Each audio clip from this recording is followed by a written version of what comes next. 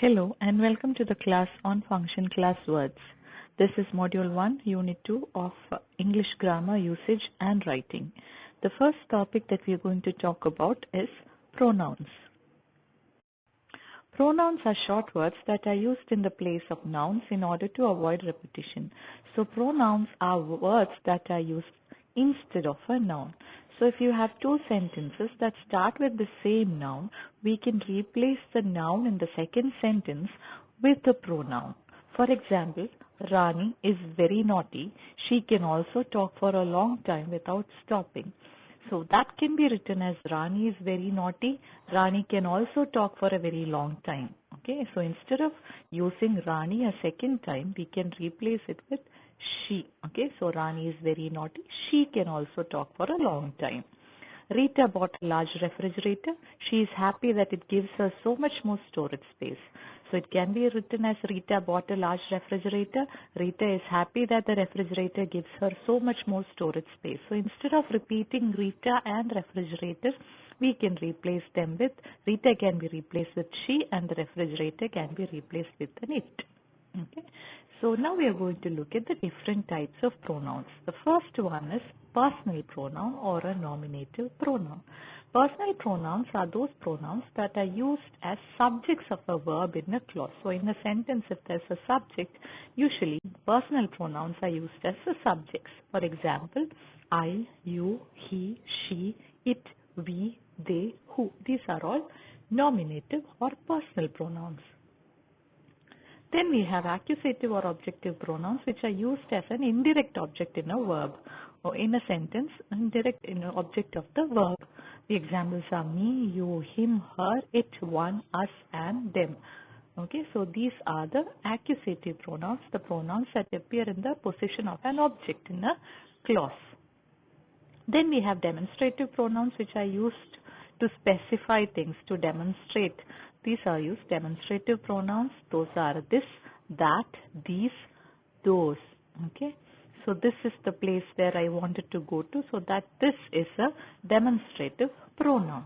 Indefinite pronouns are used for things that are not specified. All, some, any, several, anyone, nobody, each, both, few, either, none, one, no one. These are all indefinite pronouns in the sense that you can replace a noun with this. Nobody came to class. So that nobody is indefinite pronoun. Somebody took the pen. That somebody is an indefinite pronoun. We do not know who it is. We don't know any other specification. So it has to be indefinite pronouns.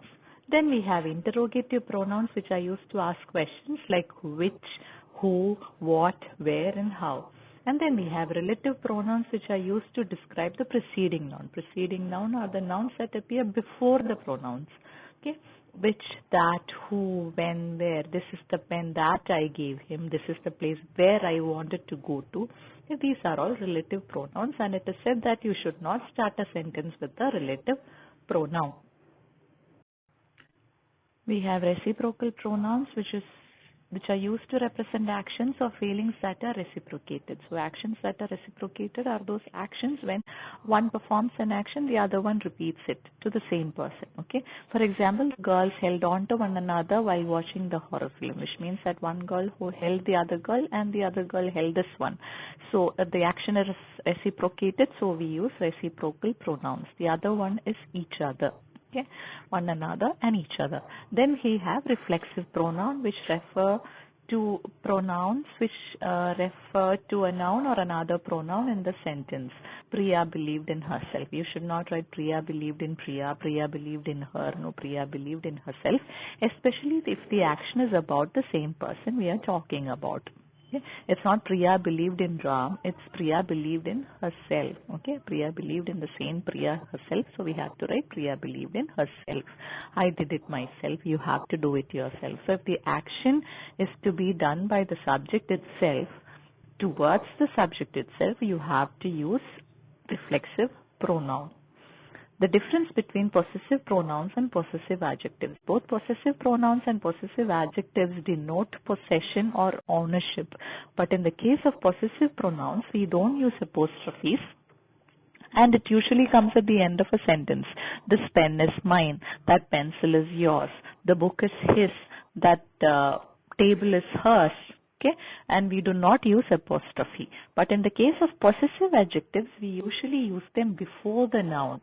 Okay, my pen, his pen, her pencil, her table. Okay, so those are possessive adjectives, and ones that come at the end without the use of an apostrophe are called possessive adjectives. Now we are going to look at some rules in the usage of pronouns. Personal pronouns must agree with the noun in number, gender, and person. For example, Smita says that she is willing to take the test. Okay, since Smita, let's look at each one of them. Number, Smita is one person. Gender, Smita is female, as the name suggests. Person, it is a person. It's not an animal. It's not a thing. Okay, so it's Smita. Since it's a female, you have to use she. Okay, one single female, again she. If there were two women, it should have been they. So since it has to agree in number, gender, and person, Smita says she is willing to take the test. If it was the table, you could have used it. Okay, so Smita says she is willing to take the test. Accusative pronouns are usually used in object of the verb that we talked about in the previous slide, where we talked about accusative pronouns which usually appear as an object in a sentence. I gave it to them. The words like baby and child may take the pronoun it. So when you're going to write about a child or a baby, you have to use the word it. Even though those are not inanimate objects, we still have to use the pronoun it. Reflexive pronouns explain the actions of a subject. They are always placed after the verb or after the object. They are used when the subject and object of a sentence are the same. Again, as we talked about in the previous slide, reflexive pronouns talks about the actions of a particular subject, and when the subject and the object are the same. As I told you, when a subject performs an action, when a person performs an action that will affect the person herself or himself, we use reflexive pronouns. She drew herself. The children solved the problems themselves. Okay. The reflexive pronoun cannot be used in place of an accusative or subjective pronoun. So you cannot use reflexive pronoun, myself, thyself, himself, themselves, none of these things in the beginning of a sentence as a subject or as an object. For example, the principal and I were on the dais, not principal and myself were on the dais. No, you have to use the principal and I were on the dais. An emphatic pronoun is placed after the subject or at the end of a clause. They are used to add an emphasis on the subject of a sentence. So emphatic pronoun are pronouns that are used right after the noun or right after the noun in order to show some emphasis. The college itself was a beautiful work of art. You're going to emphasize the fact that the college building itself is wonderful. You do not have to go into the college and see something else. You are talking about the building itself, which is a work of art.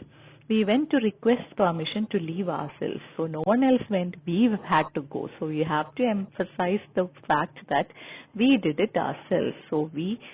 So emphatic pronouns are those pronouns that are used to show emphasis.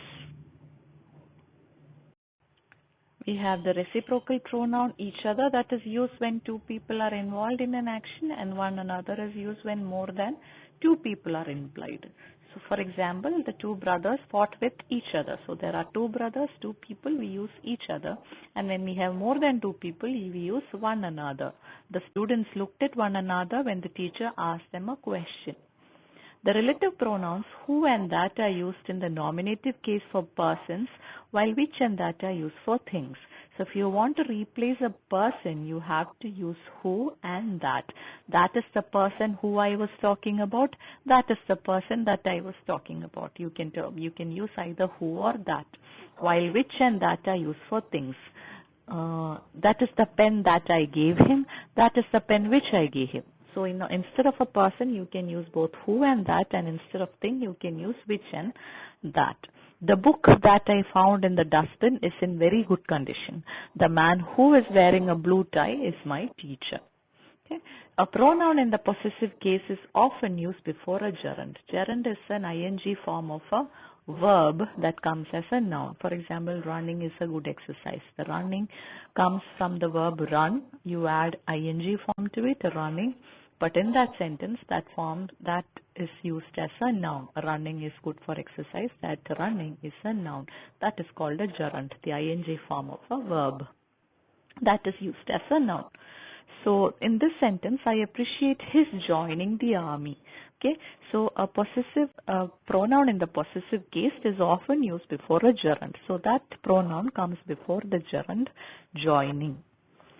The pronoun either is used for a choice between two items. When it is for more than two items, the pronoun anyone is used. Just like each other and one another. For two choices, you get either. For more than two items, we use anyone. The two girls who reported for the competition are very good. Either of them might do a good job. So either one girl or the other girl would do a good job.